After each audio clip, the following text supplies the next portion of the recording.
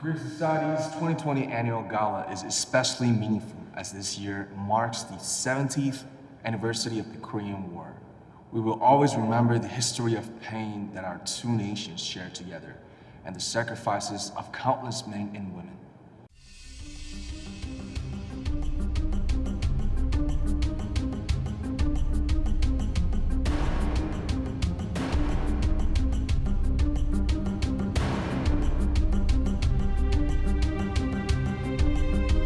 也注意到中国网民对此事的反应。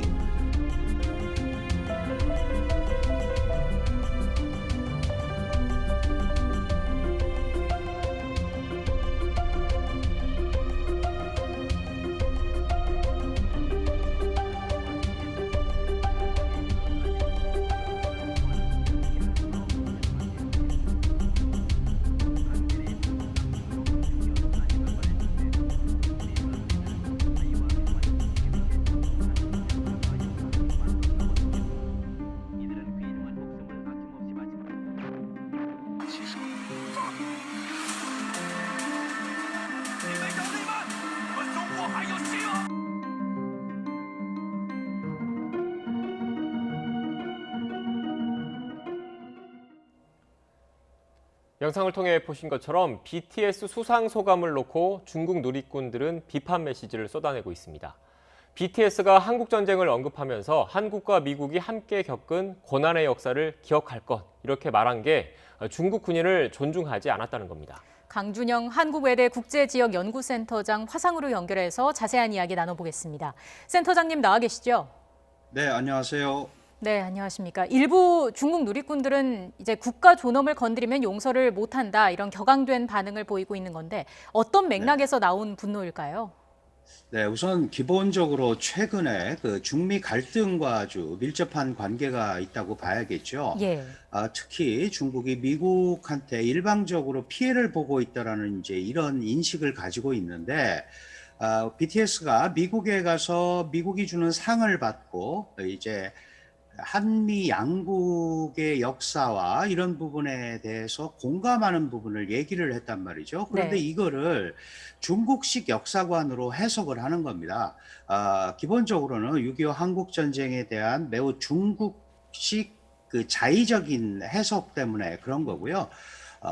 미국에 대한 반발 이런 게 겹쳐지면서 이런 그 누리꾼들의 소위 BTS 공격으로 이어지는 게 아닌가.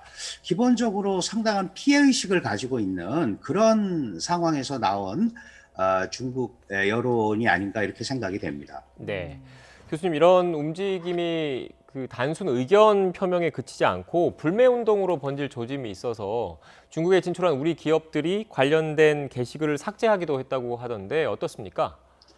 네, 기본적으로 우리가 이 사드의 아픔을 겪었고요. 그다음에 중국이 과거에 여러 차례 이 정치적인 문제를 경제적으로 보복하는 형태를 봤기 때문에 혹시 이것이 그 한국 기업의 중국 내 활동에 불똥이 튀는 게 아닌가 하는 네. 이런 이제 고민을 좀 하는 것 같아요.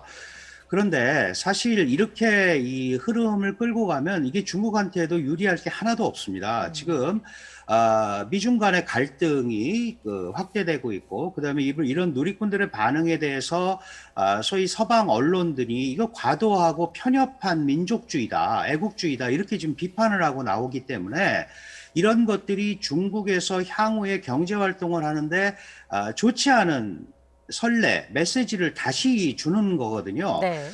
그렇기 때문에 기업 입장에서는 굉장히 어렵지만 이런 것들을 중국도 지속적으로 끌고 가기에는 한계가 있다 이렇게 봐야 될 것 같습니다. 예.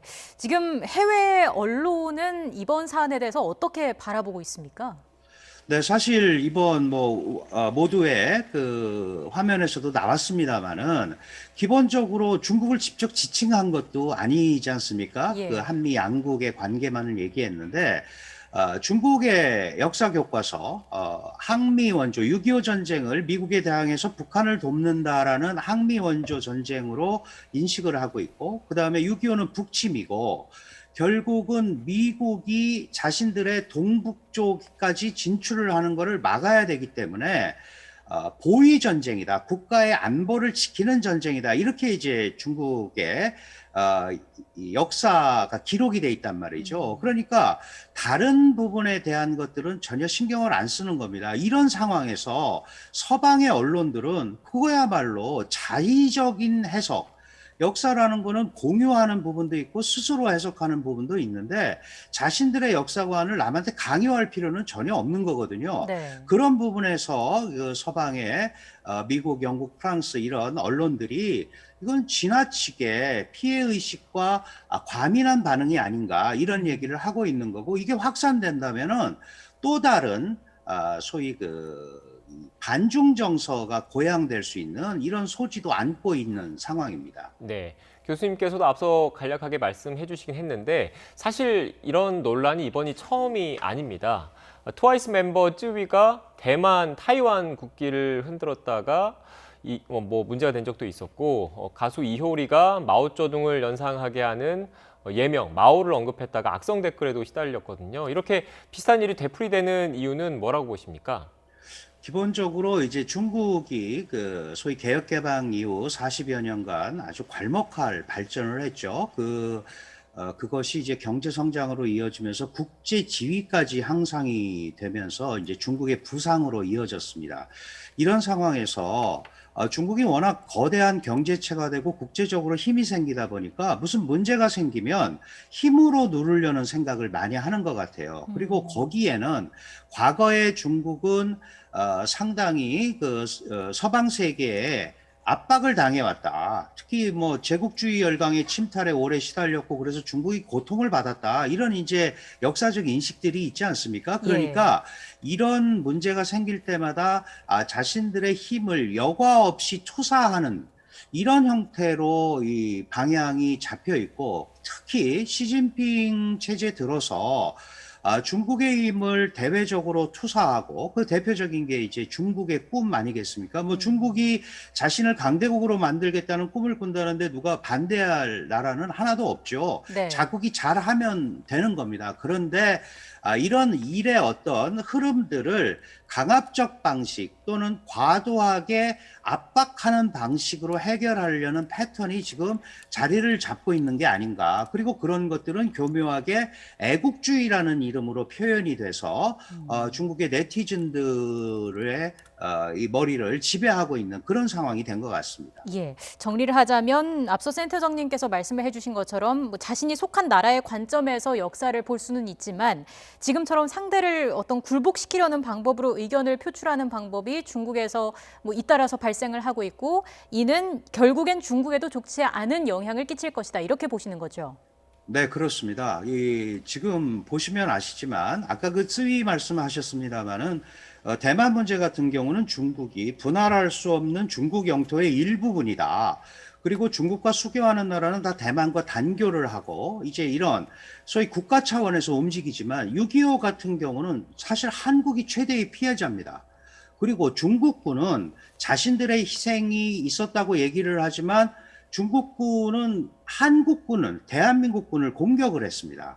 그렇다면 이런 역사를 덮고 우리가 미래지향적으로 발전하자고 그러는 건데 매우 자기 중심적인 역사관을 가지고 당신들이 알고 있는 역사는 잘못된 거다, 우리를 따라라, 우리는 힘이 세다, 이런 식으로 끌고 가는 것은 이 주변 국가들의 동의를 얻기가 매우 어렵죠. 그래서 이게 장기화되거나 이렇게 된다면 서방 세계의 그 소위 반중 정서도 고양이 될 수 있고요. 한국의 반중 정서도 다시 나빠질 수 있습니다. 그동안 사드 때문에 아주 악화됐던 관계를 중국도 그렇고 좀 풀어보려고 하는 상황에서 다시 이런 정치적 문제를 경제적인 힘자랑으로 비춰지는 행동을 하게 되면 한국의 네티즌들, 그다음에 한국의 여론들, 이것도 중국에 대해서 긍정적인 생각을 가질 수 없는 거거든요. 네. 그렇기 때문에 이게 장기화가 되면 중국한테도 유리할 게 전혀 없습니다.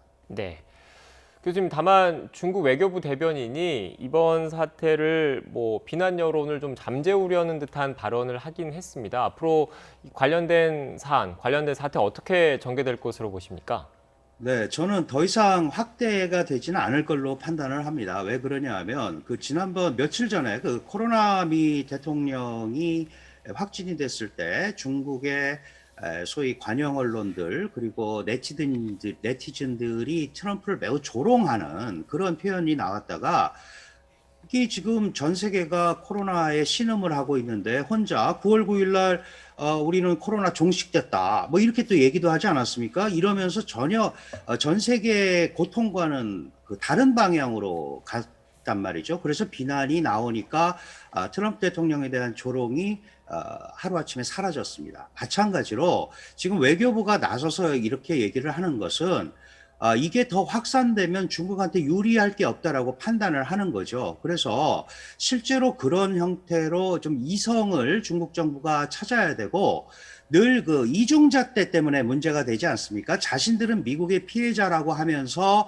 다른 국가들은 가해자가 되는 이런 고리를 중국이 빨리 깨트려야 세계적인 국가로서의 위상도 갖출 수 있는 겁니다. 이런 부분을 잘 처리하지 못한다면 국제사회에서도 우군을 확보하기가 매우 어렵다. 그런 대표적인 단초가 이런 문화 현상을 매우 정치적으로 해석하는 이런 잘못된 패턴이 돼서 나타난 거기 때문에 이런 점에 대해서는 중국 정부나 중국의 네티즌들도 한번 다시 심사숙고해 봐야 되는 그런 상황이 아닌가 이렇게 생각을 합니다. 네, 알겠습니다.